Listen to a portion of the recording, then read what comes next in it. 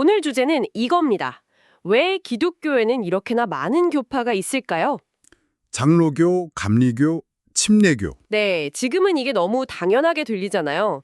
근데 사실 이런 모습은 불과 몇백 년 전만 해도 상상조차 할 수 없는 정말 끔찍하고 피비린내 나는 과정을 거쳐서 만들어진 거예요. 그렇죠. 오늘 여러분이 보내주신 자료 30일 교파의 등장과 현대 기독교의 특징이라는 책의 일부를 가지고 그 배경을 한번 깊게 파헤쳐 보려고 합니다. 네. 어떻게 서로 죽고 죽이던 종교적 분열이 지금은 다름으로 인정받게 되었는지 그 과정을 한번 따라가 보시죠. 여기서 던져야 할 첫 질문은 사실 이거예요.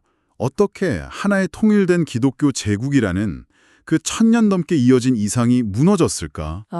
그리고 지금처럼 종교적 다름을 인정하고 심지어 법으로 보호해주는 세상으로 바뀌었을까? 많은 사람들이 이게 무슨 고상한 철학적 토론 끝에 나온 결과라고 생각하지만 자료는 전혀 다른 이야기를 합니다. 다른 이야기요? 네, 이건 끔찍한 전쟁에 대한 트라우마가 만들어낸 아주 비싼 대가를 치르고 얻어낸 교훈에 가까웠어요. 시작부터 흥미롭네요. 일단 과거 사람들의 생각부터 알아봐야 할 것 같아요. 네, 그게 중요하죠. 자료를 보면 신약 성경에서 사도 바울 같은 인물들은 교회를 하나의 통일된 몸으로 묘사하잖아요. 분열은 거의 죄악시했고요. 맞습니다. 그런데 지금 우리 눈앞에는 수백 개의 교파가 공존하고 있단 말이죠. 그 근본적인 이유는 아주 간단해요. 과거에는 다를 수 있는 자유 자체가 없었기 때문입니다. 자유가 없었다. 네, 그 시대 사람들의 머릿속에는 진리는 하나뿐이라는 생각이 너무나 확고하게 박혀 있었어요. 이건 가톨릭만의 생각이 아니었어요. 아, 종교개혁가들도요? 그럼요. 마르틴 루터나 장칼뱅 같은 종교개혁가들도 똑같았습니다. 자신들이 발견한 진리만이 유일하게 옳고 그 진리를 바탕으로 사회 전체가 운영되어야 한다고 믿었죠. 그러니까 다른 의견을 내는 건 지금 우리가 생각하는 표현의 자유 같은 권리가 아니라 그렇죠. 사회의 근간을 흔드는 바이러스 같은 걸로 취급했다는 거군요. 정확히 그거예요. 제거해야 할 위협이었죠. 우리가 아는 볼테르의 유명한 말 있잖아요. 나는 당신의 의견에 동의하지 않지만 당신이 그 의견을 말할 권리를 위해 목숨 걸고 싸우겠다. 네네. 이 문장을 루터에게 들려줬다면 아마 코웃음을 쳤을 겁니다. 자료에서도 지적하듯이 우리가 이 말에 고개를 끄덕이는 건 우리가 특별히 더 기독교적이어서가 아니라 그냥 우리가 21세기의 현대인이기 때문인 거죠. 알겠습니다. 그럼 그 현대적인 관용이라는 개념은 도대체 어디서 튀어나온 걸까요? 고상한 신학 토론이 아니었다면 말이죠. 바로 전쟁입니다. 지독한 전쟁에 시물이 난 사람들이 마지못해 찾아낸 해결책이었어요. 전쟁이요? 네, 그 과정을 보려면 16세기 유럽 지도를 펼쳐봐야 합니다. 첫 번째 중요한 사건은 1555년 독일에서 일어났어요. 루터파 프로테스탄트 영주들이랑 카톨릭 영주들이 몇십 년을 싸웠는데 도무지 승부가 나지 않았던 거죠. 아, 양쪽 다 지쳐버렸군요. 네, 완전히 녹초가 된 상태에서 아욱스부르크 화의라는 조약을 맺습니다. 여기서 나온 원칙이 정말 기가 막혀요. 어떤 원칙인데요? 라틴어로 꾸유스 레지오 에우스 렐리교. 직역하면 영주가 다스리는 지역의 종교는 영주의 종교를 따른다는 뜻입니다. 잠깐만요. 그 원칙이 좀 이상하게 들리는데요. 결국 개인의 신앙 자유는 전혀 없고 그냥 그 땅의 통치자, 영주 개인의 신앙으로 수만 명의 종교가 자동으로 결정된다는 거잖아요. 맞습니다. 이게 어떻게 해결책이 될 수 있었던 거죠? 좋은 지적이에요. 이건 절대 현대적인 의미의 종교의 자유가 아니었어요. 그냥 우리 영토 안에서는 내 맘대로 할 테니 너희 영토 안에서는 너희 맘대로 해라. 대신 서로 쳐들어가지 말자. 아, 일종의 휴전협정이군요. 네, 정치적 휴전협정에 가까웠습니다. 하지만 이게 왜 중요하냐면 1000년 동안 유지되던 유럽은 하나의 카톨릭 세계라는 대원칙에 처음으로 공식적인 균열이 생긴 순간이었기 때문이에요. 가톨릭이 아닌 다른 선택지가 공식적으로 인정된 첫 사례였다. 바로 그거죠. 개인의 자유는 아니지만 국가 단위의 다름이 처음으로 인정된 겁니다. 아하. 그리고 이 제한적인 모델은 다른 지역에서도 반복됩니다. 16세기 후반 프랑스에서는 카톨릭과 칼뱅주의자, 즉 위구노들 사이에 정말 끔찍한 내전이 벌어져요. 성 바르톨로메오 축일의 학살 같은 사건들이요? 네, 수만 명이 죽어나갔죠. 이 전쟁 역시 어느 한쪽도 상대를 완전히 제거하지 못한 채 기진맥진해서 끝납니다. 그리고 1598년 낭트 칙령으로 타협을 보는데 이곳도 특정 도시나 지역에서만 위구노의 신앙을 허용해주는 지역 분할 방식이었어요. 그런데 이런 국지전들은 사실 그냥 예고편에 불과했고 곧이어 유럽 전체를 불태워버린 30년 전쟁이라는 본편이 기다리고 있었잖아요. 맞습니다. 1618년에 시작된 30년 전쟁은 유럽 역사상 가장 파괴적인 종교전쟁이었습니다. 시작은 분명 종교 문제였어요.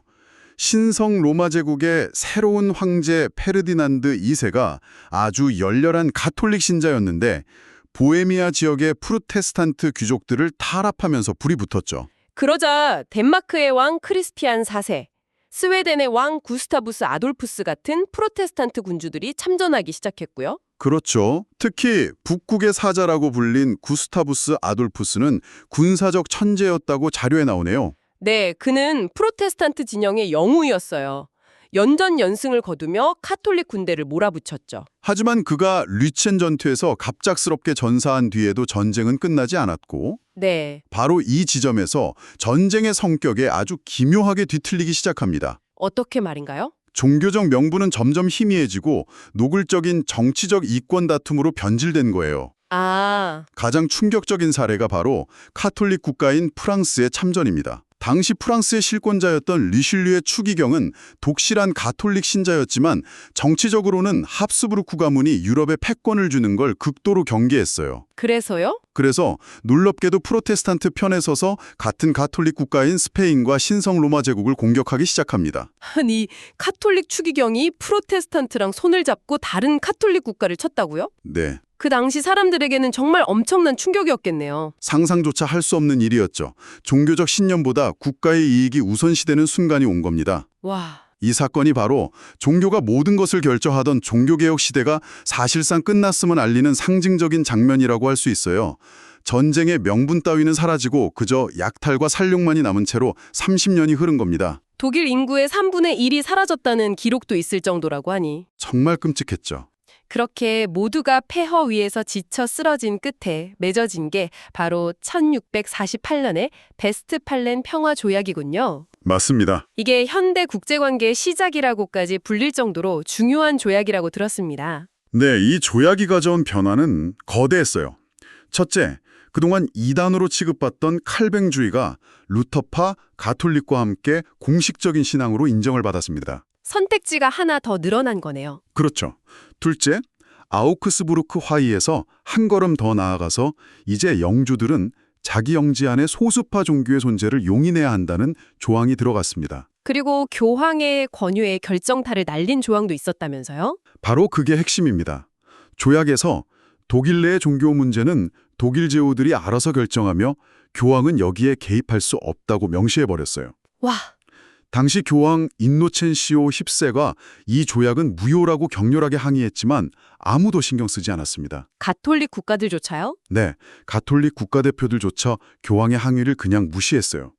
1000년 만에 처음으로 세속 국가들이 교황의 영적 권위를 배제하고 자신들의 영토 문제를 스스로 결정하게 된 겁니다. 이게 바로 근대적인 의미의 정교 분리가 탄생하는 순간이었군요. 그렇습니다. 유럽이 그렇게 말 그대로 땅을 피로 적셔가며 합의를 만들어내는 동안 바다 건너 아메리카에서는 전혀 다른 판이 짜이고 있었다는 게 흥미로워요. 네네. 거기는 전쟁에 질려서가 아니라 오히려 정반대 이유로 종교적 다원주의가 싹트기 시작했다면서요. 맞아요. 아메리카는 출발점부터가 달랐습니다. 대부분의 식민지는 국가 주도의 상업 프로젝트였거든요.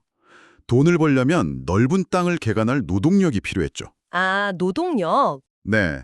그래서 종교의 자유를 주겠다는 약속은 목숨 걸고 대서양을 건너올 유럽의 각종 소수파들을 끌어들이는 아주 매력적인 미끼였습니다. 퀘이커 교도들은 펜실베이니아로, 카톨릭 신자들은 메리랜드로. 네. 독일의 루터파, 스코틀랜드의 장로교인들이 각자의 공동체를 찾아 모여들었죠. 하지만 예외도 있었잖아요. 매사추세츠만에 정착한 청교도 회중파 말입니다. 이 사람들은 달랐죠. 그렇죠. 그들은 신대륙에 종교적으로 완벽하게 통일된 성경적인 새로운 시옥을 건설하겠다는 아주 강한 이상을 가지고 있었으니까요. 유럽의 실패를 반복하지 않겠다. 맞아요. 실제로 한동안은 아주 엄격한 종교 통일 정책을 폈습니다.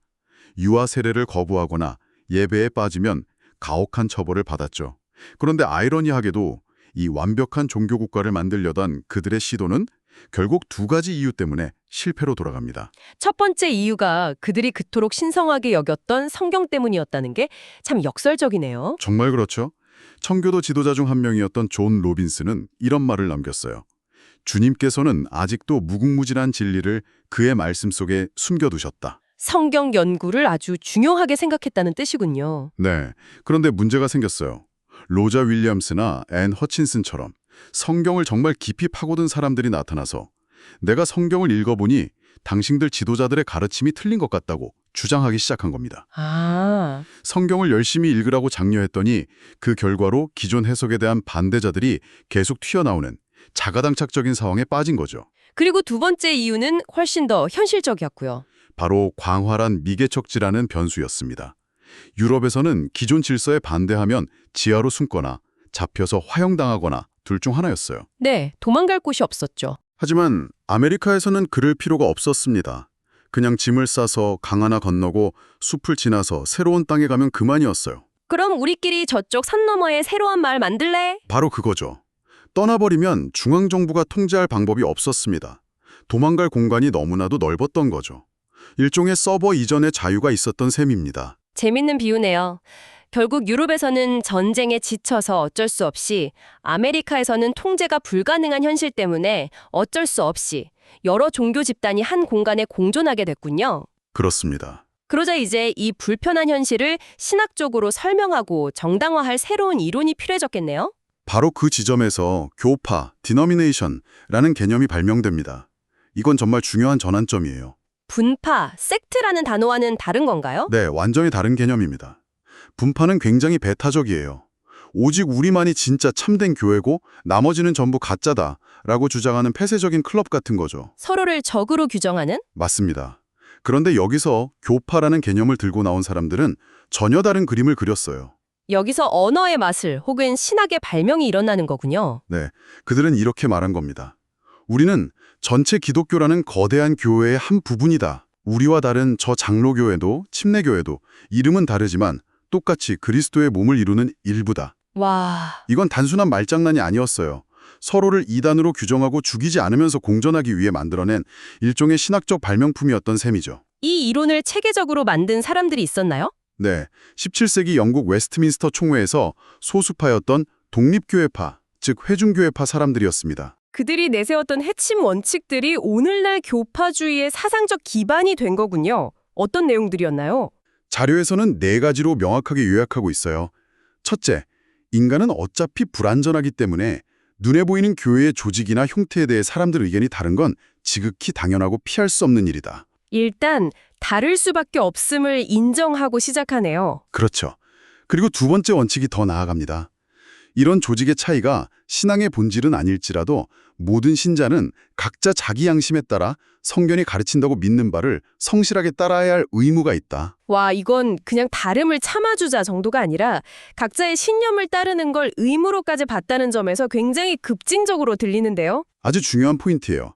다름을 용납하는 걸 넘어 적극적으로 존중하는 단계로 나아간 거죠. 그렇군요. 그리고 세 번째 원칙, 어떤 하나의 교단도 하나님의 진리 전체를 독점할 수는 없다. 따라서 특정 조직이 곧 그리스도의 교회 전체라고 주장할 수는 없다. 마지막으로 넷째, 그렇기 때문에 교회가 여러 교파로 나뉘어 있는 것이 곧 분열이나 실패를 의미하는 게 아니다. 조직적으로는 분리되어 있어도 보이지 않는 그리스도 안에서 충분히 연합할 수 있다는 겁니다. 들어보니까 정말 혁명적인 생각이네요. 결국 오늘날 우리가 보는 수많은 교파가 공존하는 이 모습은 처음부터 누군가 이런 이상적인 모델을 설계해서 만들어진 게 아니었군요. 네, 전혀 아니죠. 수백 년 동안 서로 죽고 죽이는 강제적인 통일 시도가 처참하게 실패한 후에야 어떻게 하면 서로를 죽이지 않고 살아남을 수 있을까를 고민하다가 나온 현실적인 차선책이었던 셈이네요. 맞습니다. 자료에서도 지적하듯이 이 교파주의 이론을 처음 만든 사람들조차 오늘날처럼 수백 개의 교파가 생겨날 거라고는 상상도 못했을 거예요. 그들의 목표는 더 이상의 폭력을 막기 위한 아주 현실적인 해법을 찾는 것이었습니다. 같은 신을 믿는다고 말하면서 그리스도의 이름으로 증오와 유혈 사태를 반복하는 것만큼은 기독교의 미래가 될 수 없다는 절박한 깨달음에서 나온 결과물인 거죠. 오늘 이야기를 정리해보니 종교적 다원주의의 탄생이 아름다운 이상이 아니라 처절한 현실 인식에서 비롯됐다는 점이 무척 인상 깊습니다. 네, 그렇죠. 이 자료는 교파주의가 당시 선택 가능한 것들 중 최선이었다고 평가하는데요. 여기서 이런 질문을 던져보게 되네요. 종교뿐만 아니라 훨씬 더 다양한 신념과 가치관이 뒤섞여 살아가는 오늘날, 이 분리되어 있지만 연결된 모델은 여전히 평화로운 공존을 위한 최선의 방안일까요? 아니면 우리도 모르는 사이에 서로를 향한 더 교묘하고 미묘한 형태의 새로운 분열을 만들어내고 있는 건 아닐까요? 이 질문을 여러분께 남겨드리며 오늘 탐구를 마칠까 합니다.